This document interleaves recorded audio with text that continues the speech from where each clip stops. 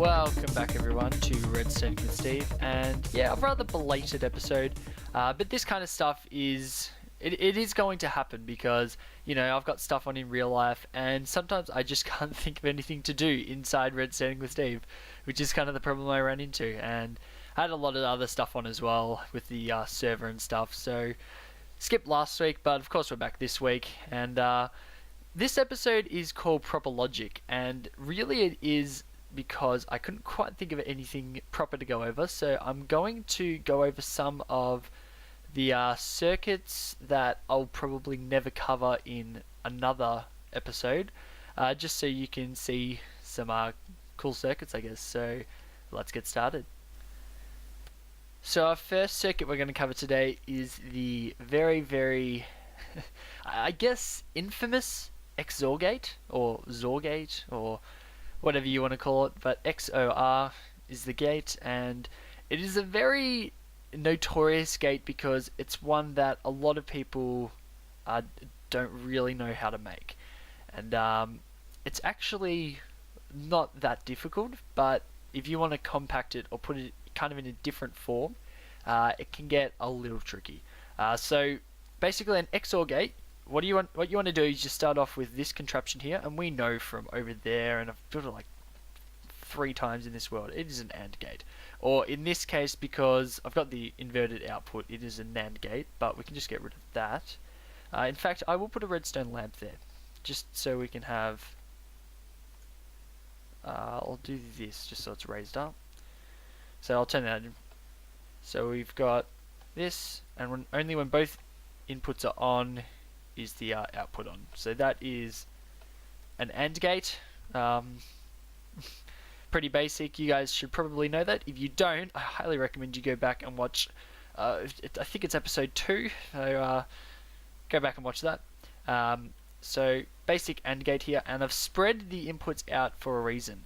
To convert into an XOR gate, it's actually not hard at all. We're going to put a block here to start off with, a block with a torch on it. Now we're going to hook this up to here, and you can see the torch is keeping these permanently off, and as a result the output is on. That's not quite what we want, but we're getting there.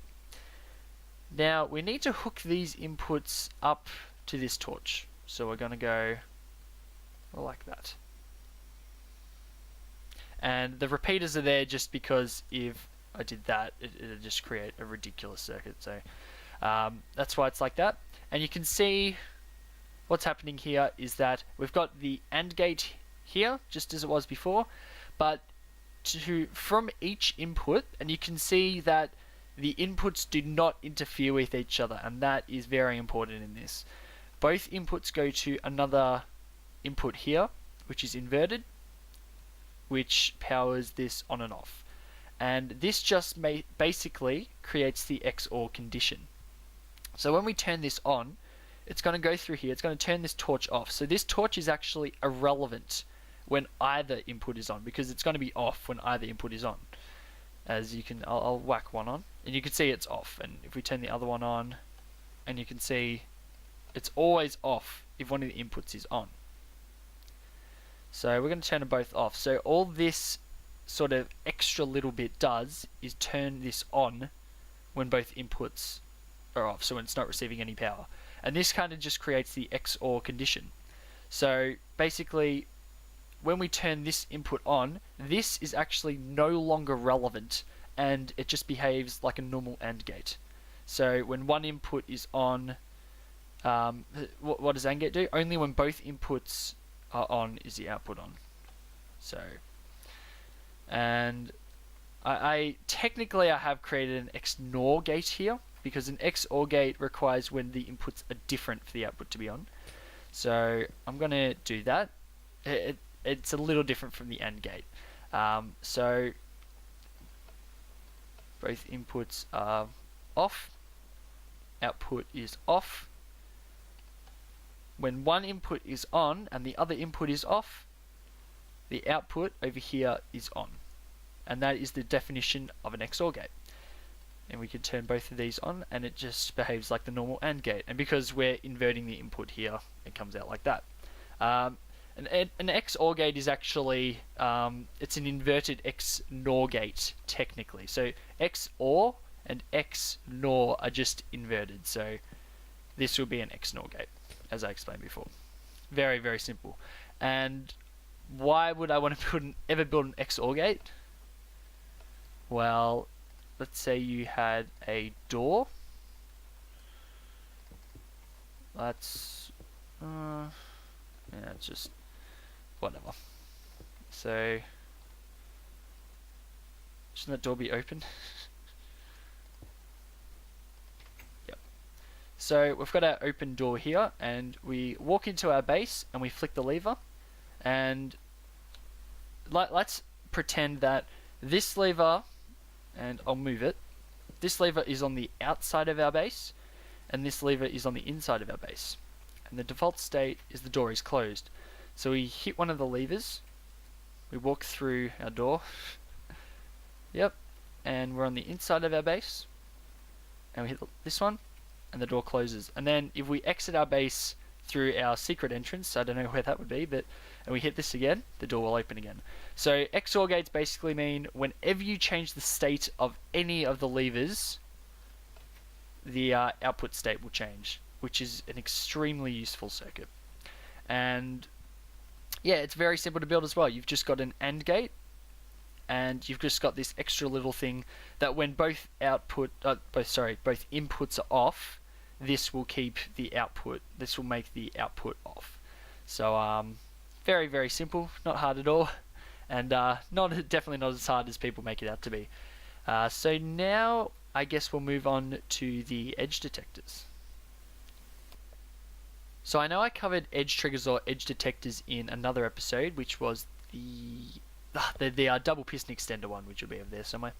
But I kind of wanted to go over them properly, just in its own sort of little episode. What we have here is the two types of edge detectors or edge triggers. I'm going to go with edge detectors just because I like that word better. That's it. So we can see that these circuits are absolutely identical except for one critical feature. In this one, the repeater pointing into the block is 1, and the repeater pointing into the piston is 4. And this one, the repeater pointing into the block is 4, and the one into the piston is 1. So you can see they're direct opposites of each other, the delays.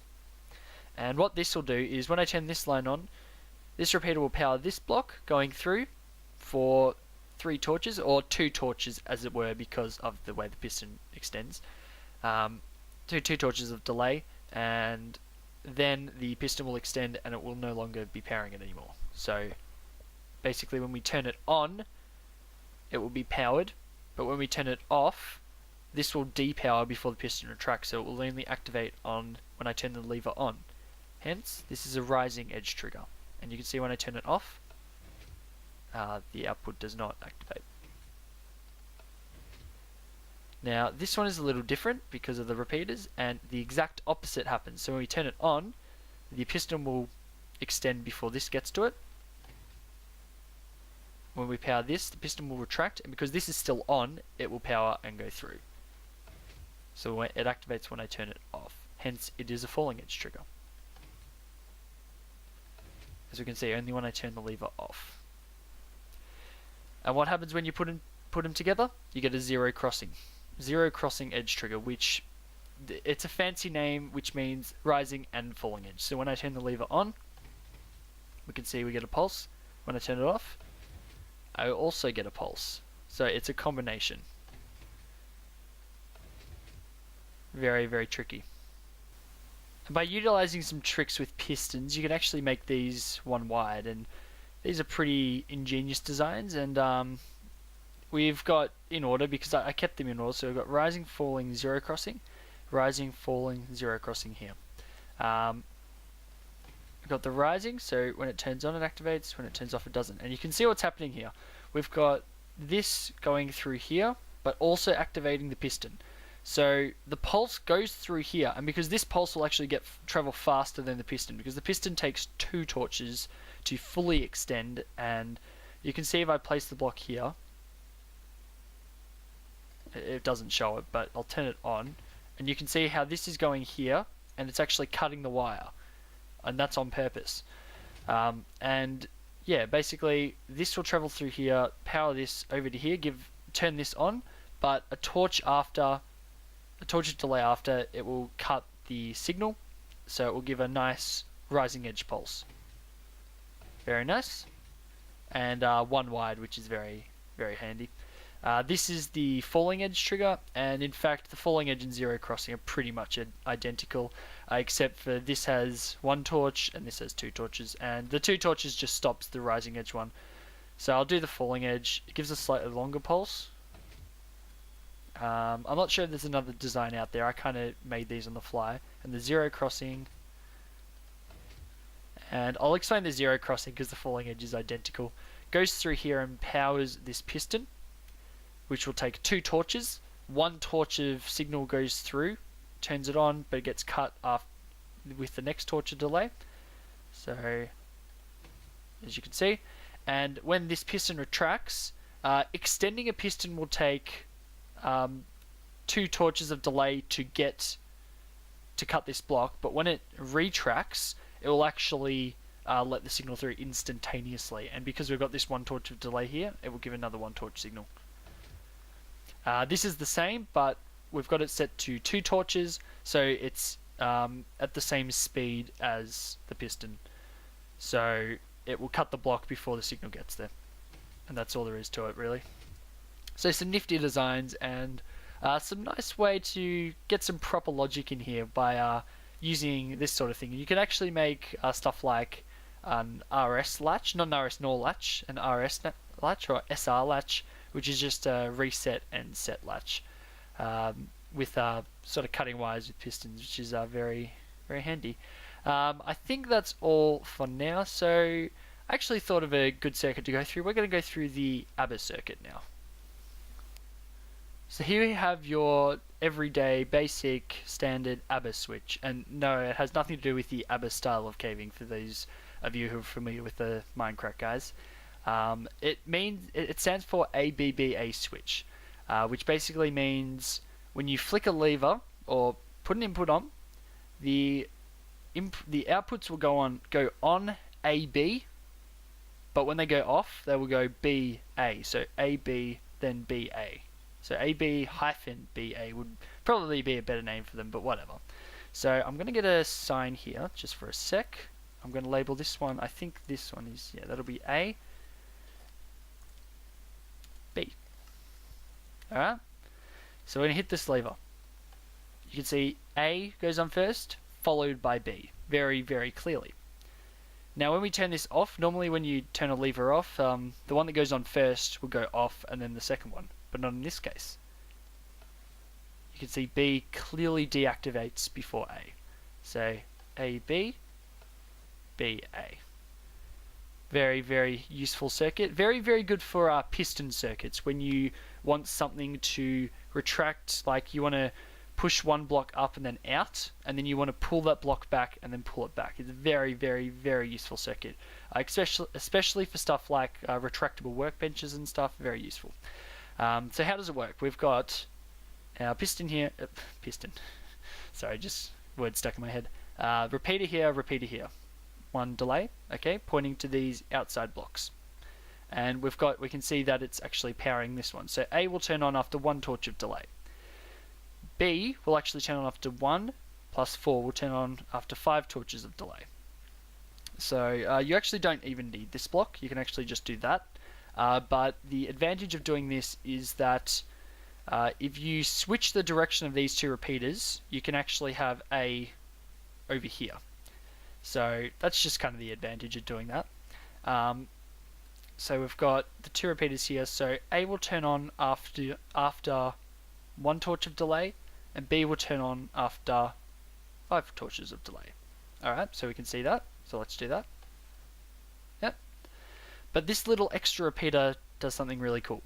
So when the circuit turns off, this will turn off first, but it will not depower A because it's still being turned on by this repeater.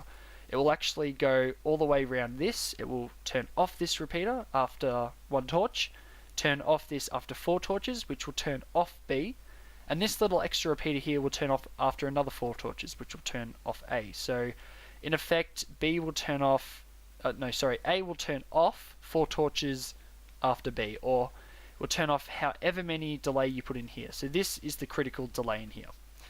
So we can actually extend this out and have A turn off after lots and lots of delay. So it makes it very, very useful. I may do an example after this, but you can see kind of the logic behind it. You can see this repeater keeps this one on.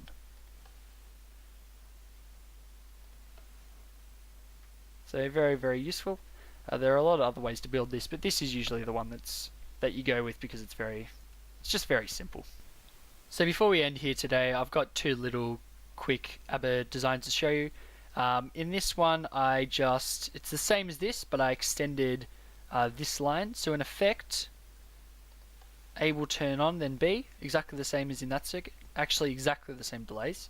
But when we turn it off, B, and then A stays on for a long, long time. So you can see that is the critical delay, and we'll keep A on for as long as you want. And this is the application of the ABBA circuit. In fact, this is reversed. So actually, A is from this block and B is from that block, rather than AB. It's AB there. So we have A going to this piston, so the block's going to push up, then B, push it out, and then when we turn it off, B will retract, and then A retracts the block. A, B, B, A, B, B, A. Hence ABBA. So yeah, guys. I think that's all we're going to have time for today. I've checked it to video time. We're a long way over, but that's right because I did skip last week, so you guys deserve a slightly longer episode. So, yeah. Hope you enjoyed this kind of little impromptu episode. For you guys watching out there, please post your ideas in the comments. I want to know what you want to see on Redstoning with Steve, because to be honest, I'm flat out of ideas, really. So I want to hear your ideas, your thoughts in the comments. What you thought of this? I thought this was a pretty good episode just for you guys. Sort of putting some circuits just to rest that I don't think I'll ever cover over any other sort of episodes, really. So shouldn't dwell on this too long. I'm gonna end the episode here and say hope you enjoyed, and I will catch you next time.